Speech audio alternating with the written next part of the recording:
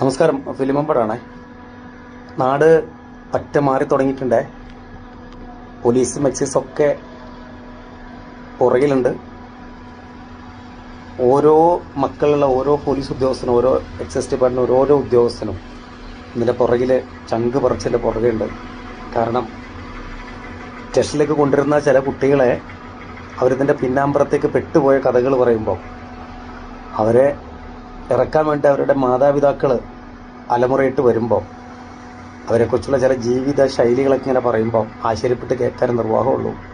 അതുകൊണ്ട് വേദനയോട് പറയുകയാണ്, ശബ്ദം കേൾക്കുന്നത് നിങ്ങൾ കണ്ണും കാതൊക്കെ തുറന്നിരിക്കുക. കാരണം കാലം മാറിയിട്ടുണ്ട്.